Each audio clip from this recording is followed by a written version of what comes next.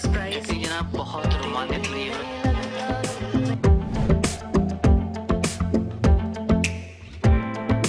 Ahead of the trade negotiations that are slated, दिवस के साथ साथ it has undergone 9 revisions. Kohli, with 903 rating points, is 34 points behind Smith. 900.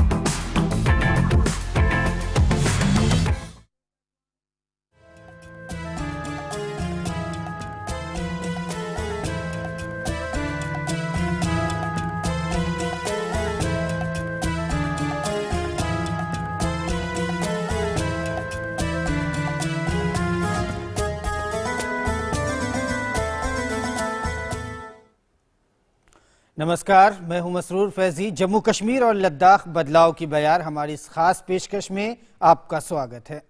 Jammu Kashmir का ये बदलता मंजरनामा ही तो है कि साल 2020 के प्री मैट्रिक और पोस्ट मैट्रिक स्कॉलरशिप के लिए अब तक 7 लाख छात्रों ने नेशनल स्कॉलरशिप पोर्टल पर रजिस्ट्रेशन कराया है।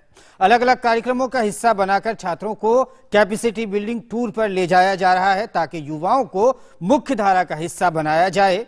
हम आपको दिखाएंगे कि किस तरह किसानों की आमदनी दोगुनी करने के लिए जम्मू कश्मीर में कवायद शुरू की गई है। तो सबसे पहले नजर डालते हैं हमारे खास कार्यक्रम की सुर्खियों पर।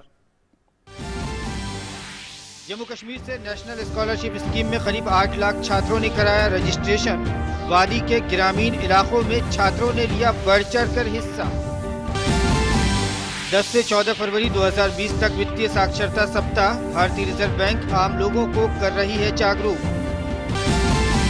जम्मू कश्मीर में किसान मेला और किसान जागरूकता शिविर का आयोजन। खेती किसानी को बढ़ावा देने के लिए सरकार की पहल। जम्मू कश्मीर के दूर दराज इलाकों के छात्र कैपेसिटी बिल्डिंग टूर पर। युवाओं को भारतीय धरोहर और इतिहास से रूबरू होने का मिलेगा मौका। तो ये थी सुर्खियां। अब खबरों पर नजर डालते हैं। जम्मू कश्मीर के बदले माहौल में प्री मैट्रिक और पोस्ट मैट्रिक स्कॉलरशिप के लिए अब तक 7 लाख छात्रों ने नेशनल स्कॉलरशिप पोर्टल पर अपना रजिस्ट्रेशन कराया है। जम्मू कश्मीर से आने वाला ये डेटा कश्मीर की बदलती बयार का सबूत है। हम आपको सिर्फ एक जिले अनंतनाग का साल 2019 और साल 2020 का डाटा दिखाते हैं कि अनंतनाग में साल 2019 में 19,600 फॉर्म भरे गए थे अनंतनाग से, लेकिन साल 2020 में स्कॉलरशिप स्कीम के लिए सिर्फ अनंतनाग जिले की अगर बात करें तो करीब 1,15,000 फॉर्म जमा हो चुके हैं। आप इस बात से खुद ही अंदाजा लगा सकते हैं। इस बात को ध्यान में रखें कि धारा 370 हटाए जाने के बाद से सुरक्षा कारणों की वजह से वहां पे इंटरनेट सेवा बंद थी, लेकिन अब हालांकि इंटरनेट सेवा बहाल हो गई है। इन सब के बावजूद युवा बड़ी संख्या में मुख्य धारा का हिस्सा बनने को लेकर पहल कर रहे हैं और वो सामने आ रहे हैं। आप देखिए ये जमीनी हकीकत।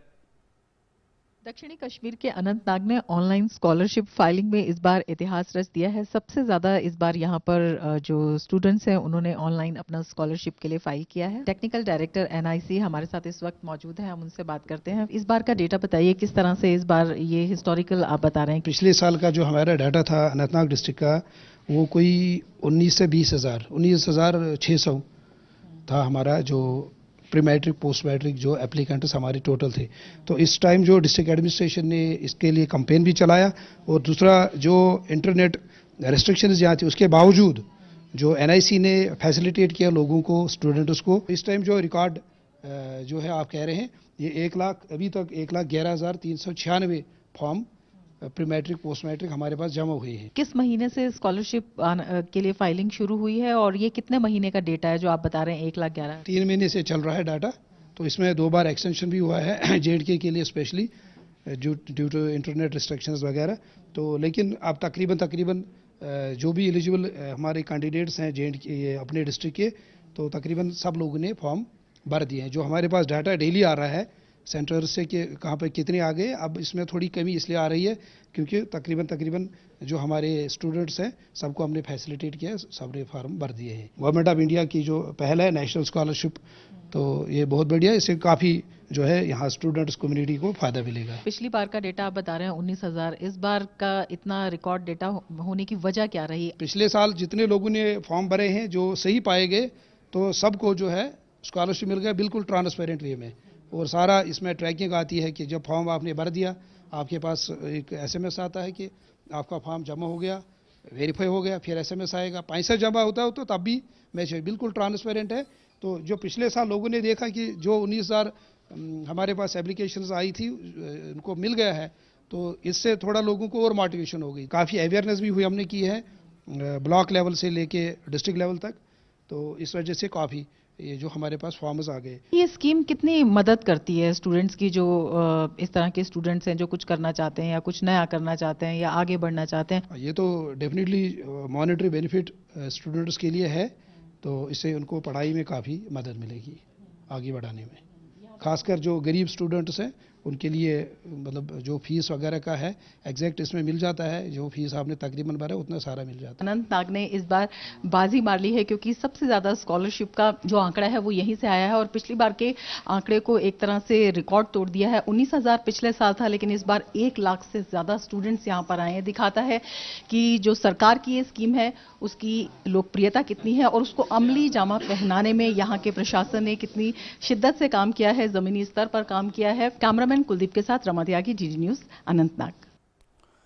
तो देखा आपने कि किस तरह से युवा छात्र की बड़ी संख्या में आगे आ रहे हैं, वो भागीदारी में कर रहे हैं, हिस्सा बन रहे हैं। खास करके हमने आपको पहले भी दिखाया था कि नेट के एग्जाम में भी, नीट की परीक्षा में भी युवाओं ने बढ़ चढ़ कर हिस्सा लिया था और जम्मू कश्मीर के युवा नेट में भी, इंटरनेट बंद होने के बावजूद भी बड़ी संख्या में न सिर्फ यह कि फॉर्म भरा था बल्कि वो पास आउट होकर आए थे। और अभी स्कॉलरशिप के लिए जो युवा फॉर्म भरे हैं, करीब 8 लाख युवा जम्मू कश्मीर से अब तक फॉर्म भर चुके हैं। जम्मू कश्मीर में हालांकि प्रशासन ने कई तरह की सहूलतें दी हैं उनको, उनके लिए जो है अलग अलग रजिस्ट्रेशन सेंटर्स बनाए हैं, उनके लिए 2 मरतबा अब तक फॉर्म भरने की डेट भी बढ़ाई जा चुकी है। मगर ये सब मुमकिन हो पाया है सिर्फ और सिर्फ ट्रांसपेरेंसी की वजह से, जो गवर्नमेंट की तरफ से अब देखने को मिल रही है। युवाओं को इन्फॉर्मेशन दी जाती है, उनके फॉर्म का स्टेटस बताया जाता है, इन सब वजहों से ये मुमकिन हो पाया है। हम आगे बढ़ते हैं, बात करते हैं जम्मू कश्मीर में कृषि को बढ़ावा देने के लिए, किसानों को फायदा पहुंचाने के लिए कई कवायद शुरू की गई है। कृषि को बढ़ावा देने के लिए नई नई टेक्नोलॉजी और तकनीक से किसानों को रूबरू कराया गया है। इसी कड़ी में जम्मू कश्मीर में अलग अलग जगहों पर जागरूकता शिविर और किसान मेले का आयोजन किया गया, जिससे किसानों को भरपूर लाभ मिल रहा है। किसानों की आर्थिक स्थिति सुधारने और किसानों की आमदनी दुगनी करने के लिए प्रधानमंत्री मोदी ने देश के सामने वर्ष 2022 तक का लक्ष्य रखा है। जम्मू कश्मीर में किसान आसानी से तेज काम कर सके, इसके लिए सरकार ने किसानों को नई नई टेक्नोलॉजी से रूबरू कराया है। इस लक्ष्य को प्राप्त करने, किसानों को गुणात्मक खेती के लिए प्रोत्साहित करने, किसानों के रास्ते में आने वाली बाधाओं को दूर करने के लिए केंद्र सरकार विभिन्न कदम उठा रही है। बागवानी विभाग कुलगाम के DC कार्यालय परिसर में 1 दिवसीय मेगा जागरूकता सह प्रशिक्षण शिविर का आयोजन किया गया। इस शिविर में किसानों को बागवानी के बारे में जानकारी दी गई और साथ ही किसानों को पेश आने वाली समस्याओं को भी हल किया गया। बड़ी संख्या में दूर दराज इलाके के किसानों ने इस जागरूकता शिविर में भाग लिया। प्रशिक्षण शिविर का आयोजन केंद्र प्रायोजित स्कीम के तहत काश्तकारों के बीच सूचना प्रसार के लिए किया गया। आज का मेला तो हॉर्टिकल्चर का एवियरेंस मेला है, पावर मशीनरी मेला का एवियरेंस प्रोग्राम। जो आपने देखा कि जो हमारे प्रोग्रेसिव ऑर्चिडिस्ट्स हैं और फार्मर्स हैं, काफ़ी शमूलियत उन्होंने की इस प्रोग्राम में। कुछ हमारे ग्रोवर्स जो थे जिन्होंने बरमला इजहार किया कि हमें टेक्नोलॉजिकल इंटरवेंशन की ज़्यादा ज़रूरत है, हमें डिस्ट्रिक्ट लेवल से लेके पंचायत लेवल तक ऐसे प्रोग्राम मुनक्किद होने चाहिए ताकि लोगों को भी जो भी हॉर्टिकल्चर के हवाले से, एग्रीकल्चर के हवाले से वाकफियत हो, वो ग्राउंड लेवल तक भी पहुंचे। कृषि विज्ञान केंद्र कठुआ और शेर कश्मीर विश्वविद्यालय जम्मू ने साथ मिलकर कठुआ में इफ्को किसान मेले का आयोजन किया। बड़ी संख्या में दूर दराज इलाके के किसानों ने इस मेले में भाग लेकर नवीनतम खेती तकनीकों के बारे में जानकारी हासिल की। 400 के करीब किसान होगा यहाँ और जानकारियाँ सब्जी के बारे में, अपने फ्रूट के बारे में और अपने फसल के बारे में जानकारी दे रहे हैं। जो एक्सपर्ट आए हुए हैं, जहाँ डॉक्टर साहब आए हुए हैं, बड़े बड़े साइंटिस्ट आए हैं जो कि किसानों की मदद कर रहे हैं जाके। मतलब जैसे कि हमारा यहाँ मौसम के वजह से काफ़ी नुकसान हो रहा है किसानों को, तो उनको बता रहे हैं कि इसका तरीका क्या उपाय करना है, क्या नहीं करना। तो उसके लिए जैसे अलग अलग डिपार्टमेंट के आए हैं, फ्लोरिकल्चर, हार्टिकल्चर वगैरह वगैरह और आए हुए हैं यहाँ पे। तो मैक्सिमम किसानों को काफ़ी अच्छी मदद मिल रही है। जितनी भी गवर्नमेंट की स्कीमें हैं, चाहे वो सेंट्रल गवर्नमेंट की हैं, स्टेट गवर्नमेंट की हैं, किसानों तक पहुंचाने की कोशिश की जाती है। ताकि जो गवर्नमेंट की मंशा है कि किसानों की मदद की जाए वो उन तक पहुंचे और उनकी जो आमदन है उसको दोगुनी की जाए, जैसा कि हमारे प्रधानमंत्री का आह्वान है।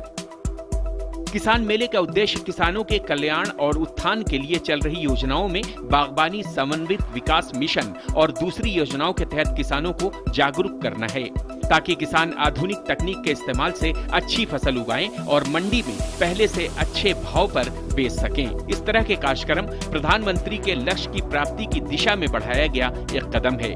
ब्यूरो इनपुट के साथ कश्मीर डेस्क, डीडी न्यूज। तो किसानों की आमदनी दोगुनी करने की मुहिम लगातार जारी है। 2022 तक का लक्ष्य रखा गया। हम आगे बढ़ते हैं। भारतीय रिजर्व बैंक देश भर में वित्तीय साक्षरता सप्ताह का आयोजन कर रहा है। 10 से 14 फरवरी 2020 तक जम्मू में भी वित्तीय साक्षरता सप्ताह मनाया जा रहा है। वित्तीय साक्षरता सप्ताह का इस बार का विषय MSME है। MSME का इकोनॉमी के डेवलपमेंट में अहम रोल रहा है। रिजर्व बैंक ने MSME सेक्टर को फाइनेंस करने के लिए भी कई कदम उठाए हैं। वित्तीय साक्षरता सप्ताह का मकसद रिजर्व बैंक के अलग अलग स्टेप की जानकारी आम लोगों तक पहुंचाना है। Reserve Bank of India has taken various steps to finance the MSME sector, and the MSME sector plays a crucial role in the development of the economy. As you know, it contributes around 28% to GDP and provides 11 crore employment to the people. As part of our J&K, the function is being held at Jammu for UT, J&K and Ladakh. We have requested all the bankers to display all the posters in their branches prominently. और आगे बढ़ते हैं। जम्मू कश्मीर के युवाओं के सुनहरे भविष्य के लिए उन्हें देश से परिचित कराने के लिए लगातार भारतीय सेना, CRPF, जम्मू कश्मीर पुलिस और ITBP के द्वारा प्रयास जारी है। इसी कड़ी में कैपेसिटी बिल्डिंग प्रोग्राम के तहत अवंतीपुरा में 20 बच्चों को कैपेसिटी बिल्डिंग टूर पर भेजा गया। इस टूर का मकसद बच्चों को भारत दर्शन के साथ साथ भारत की धरोहर और इतिहास से रूबरू कराना है।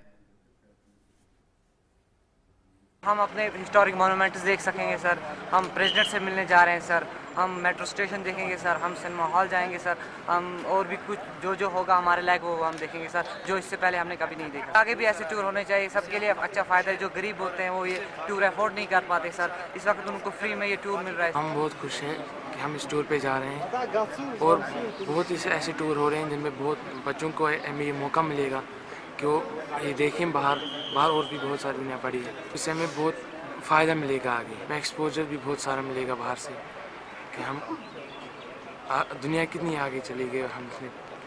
हमने ये टूर इसलिए ऑर्गेनाइज़ किया है ताकि इन बच्चों को वो अवसर दिखे जो दिल्ली, देहरादून में डेवलपमेंट के और ज़िंदगी में आगे बढ़ने के लिए हाजिर हैं, ताकि ये अपने छोटी जगह से बाहर की सोच इनकी बढ़े और ये सोचे कि हमारी जो सुंदर कश्मीर वादी है इसमें और कितनी तरक्की ऐसी इतनी हो सकती है कि ये भी आगे चल के इतने सुंदर और एक डेवलप्ड जगह बन जाए। ये टूर पीछे भी होते रहे, आगे भी होते रहेंगे और हमारी हर समय ये कोशिश है कि आजकल के बच्चे आगे की सोचें और उनका दिमाग और खुले और वो विभिन्न प्रकार से इस इलाके में सुंदर वादी में डेवलपमेंट लेकर आ सकें। तो जम्मू कश्मीर से लगातार हमने आपको दिखाया भी है कि किस तरह से बच्चों को कभी भारत दर्शन, कभी कैपेसिटी बिल्डिंग टूर और कभी एक भारत श्रेष्ठ भारत कार्यक्रमों के जरिए लगातार दूसरे स्टेट में लगातार भारत की धरोहर, भारत की संस्कृति, भारत की तहजीब को दिखाने के लिए ले जाया जाता है और इसी वजह से युवा निकलकर सामने आते हैं और वो आगे बढ़ते हैं। तो श्रीनगर में हम आगे बढ़ते हैं, आपको दिखाते हैं कि किस तरह से जूडो चैंपियनशिप का आयोजन किया गया और खेल के प्रति पुरजोश खिलाड़ियों ने इस प्रतियोगिता में बढ़ चढ़कर हिस्सा लिया। इस जूडो चैंपियनशिप का आयोजन जम्मू कश्मीर जूडो एसोसिएशन ने किया था। चैंपियनशिप का उद्देश्य खिलाड़ियों की मानसिक और शारीरिक फिटनेस को बढ़ाना है। विजेता खिलाड़ियों का चयन राज्य स्तरीय प्रतियोगिता के लिए किया जाएगा। युवा खिलाड़ियों को आत्मरक्षा के साथ साथ आत्म सुरक्षा सीखने के लिए भी इसमें एक्सपोजर मिल रहा है।